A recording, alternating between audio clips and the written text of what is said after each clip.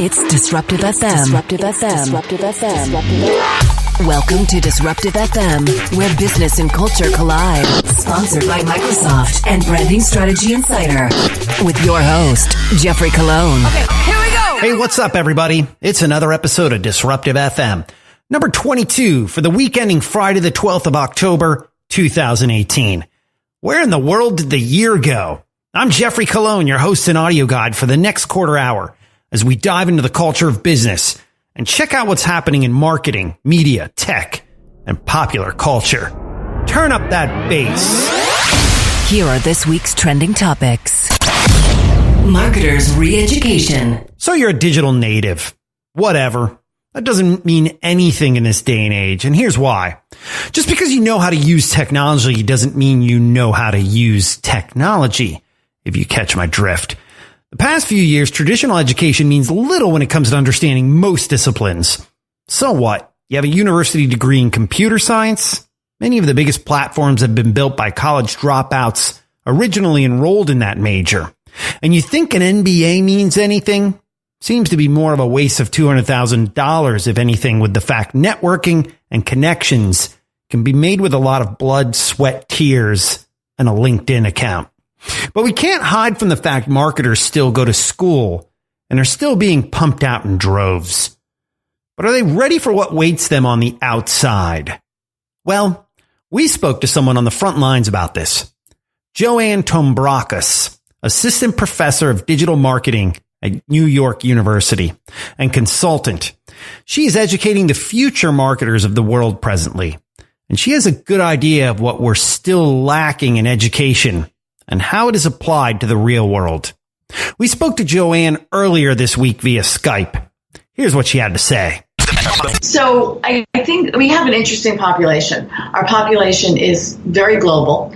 So we have students that are coming from all over the world, and everyone's coming with a different skill set.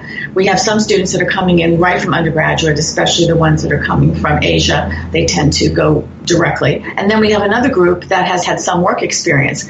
But I think the thing that I find consistently is that they don't know as much about how to use these tools as you would think they do. They're very comfortable with technology, more so certainly than my generation. They know how to navigate all that part of it, but in terms of actually putting it all together and creating a strategy, it's a whole different ballgame. For instance, right now, I have one of the classes I'm teaching is social media and brand, and they all think they know everything there is to know about Instagram, and they know a lot. But their project is to create a brand on, well, they can pick any network, but they all seem to want to do Instagram for whatever reason. And when they actually have to do it and do it with a strategy, they realize how hard this is. Taking a picture of their food and having a bunch of their friends liking it, that they actually have to think about how are they going to expand beyond that. They realize how challenging it is. So I think that's the thing that surprises me a lot. That's one of the things that surprises me a lot. That was Joanne Tombrakos, assistant professor of digital marketing at New York University and marketing consultant, speaking about education in the field of marketing. We still haven't caught up the speed of change when it comes to education and technology, or the blurring of lines between them. Thanks again, Joanne. Trending topics on DFM. Techmedia. Are you a tech company? Or are you a media company? How about being both? Seems like most of the big giant tech companies grasp with this question daily. And they should. Tech platforms are now responsible for moderating a large amount of our conversations. And this isn't going to change as voice technology becomes more prevalent. It appears the public at large wonders anymore if it's possible to protect against the negative aspects of free speech. Violent threats, fake news, bots, trolling, propaganda, information jamming, and election interference, to name just a few, while promoting a platform that gives everyone a voice. Many of these companies were founded on the belief that the internet is a utopian platform of free speech, and that Silicon Valley was largely built under the guiding principles of these ideals. But money got mired in this message, and that makes free speech a revenue debate. Sure, many of these platforms don't show you all the things that could be posted by users on them. Thank goodness. But if these platforms are battling between if they are media or if they are tech, well, how about looking at them through a new hybrid lens called Techmedia, which is what they are, instead of being tech or media. By analyzing under a whole new lens, we get a better idea if these companies are looking to say they are tech in order to swallow the world as a whole in a monopoly, or if they are media and are protected under the civil liberties of our Constitution. Nobody wants to stifle free speech, but no one wants hate speech tearing up our utopian visions of what the world can be. And finally, nobody wants companies to simply use free speech as a way to monopolize the world and leave us all hanging with nothing left to show except a world that feels like Cormac McCarthy's The Road. Trending topics on DFM. Machine bias. Bias in machine learning is a problem to watch. Take, for instance, Amazon scrapped an internal project that was trying to use artificial intelligence to vet job applicants when it realized the software consistently downgraded female candidates. Because AI systems learn to make decisions by looking at historical data, they often perpetuate existing biases. And this is where we need people to call out those creating AI who say machines have no bias. Well, we at DFM have one thing to say about that. Bullshit. Machines programmed by people have bias. In the case of Amazon's AI, that bias was the male-dominated working environment of the tech world showing through in its hiring software. According to reports, that AI program penalized applicants who attended all women's colleges, as well as any resumes that contain the word women's. And this type of bias happens because of what? Yup. Process and efficiency. The team behind the project reportedly intended to speed up the hiring process. They literally wanted it to be an engine where I'm going to give you 100 resumes. It will spit out the top 5 and you can hire those. But the program was scrapped at the beginning of last year when the bias was discovered. Over the next few years, as artificial intelligence has been deployed in more and more contexts, researchers have become increasingly vocal about the dangers of bias. Prejudices about gender and race can easily creep into a range of AI programs, everything from facial recognition algorithms to those used by the courts or hospitals. As in most cases, these programs are simply perpetuating existing biases.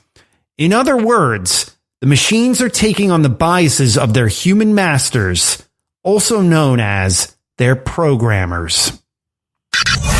You're listening to Disruptive FM with Jeffrey Colon. Now, here comes the music. Here comes the music. Here comes the music. Here comes the music. Here comes the music.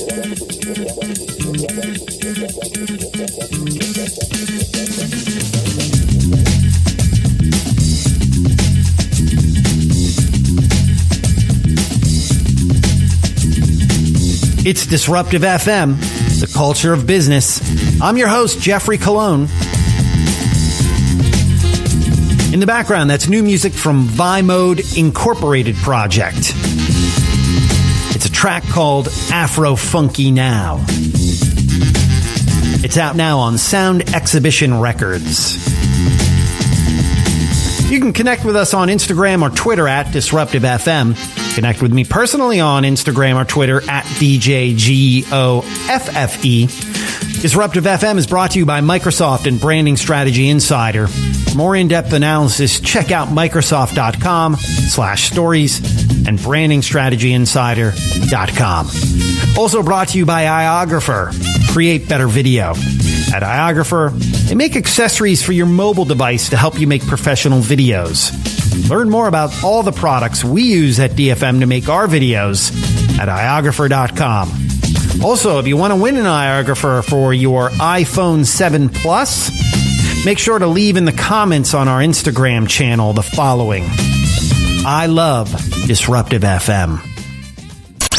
Hey nerds! Listen up! Disruptive FM presents the new Hootie Hoo in Turned Up Tech. Hootie Hoo! Geargasm. Shut up and take my money. Microsoft's surprise device at its latest Surface event wasn't a new PC, tablet, or otherwise. Most of those have leaked already beforehand. What most didn't expect is that Microsoft would come out with Surface-branded headphones. Yup, ear goggles. But that's exactly what it brought to the stage, pitting the Surface headphones against heavyweights like Sony and Bose. Fortunately, you don't have to wait for the holidays to hear of these deceptively simple headphones or all they are cracked up to be, with Microsoft putting the shipping date a few weeks earlier than the shopping season. Now, Microsoft is hardly an audio company.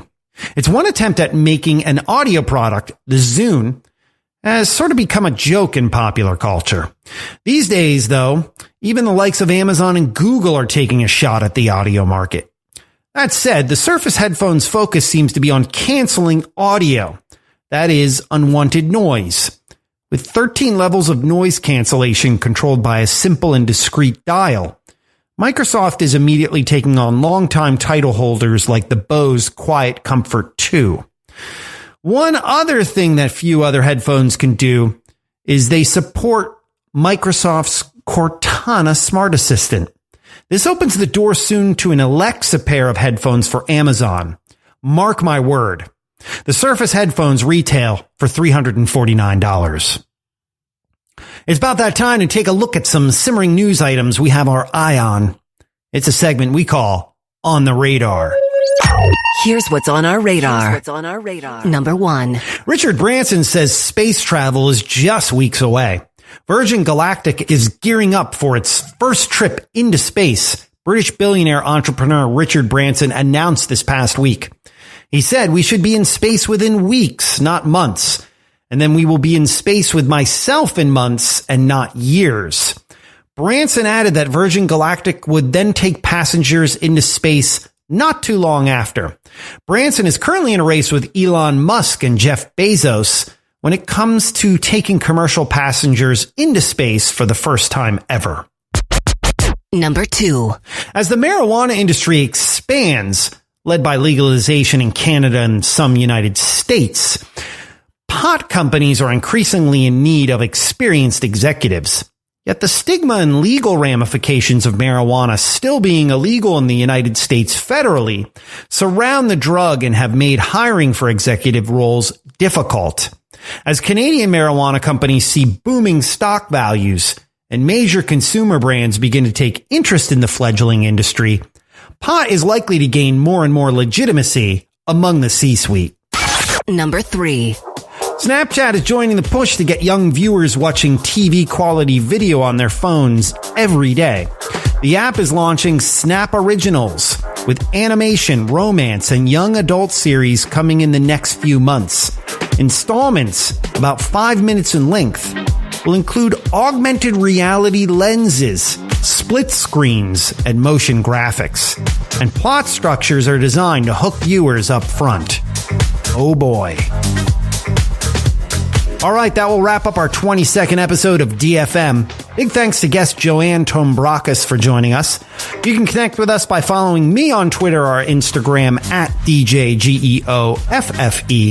Follow Disruptive FM on Twitter or Instagram at Disruptive FM. And you can read more in-depth content via our 3 sponsors, Microsoft.com/stories, BrandingStrategyInsider.com, and iographer.com.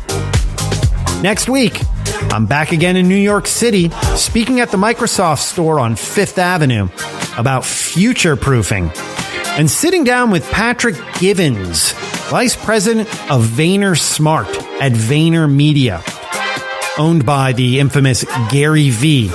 We're going to talk all about voice skills. All right, for everyone here at DFM, thanks for checking us out. We appreciate your time. I'm Jeffrey Colon. We'll catch you next week. You've been listening to Disruptive FM with Microsoft Communications designer Jeffrey Colon. All thoughts are his own. Disruptive FM is produced in Los Angeles by Feeler Media.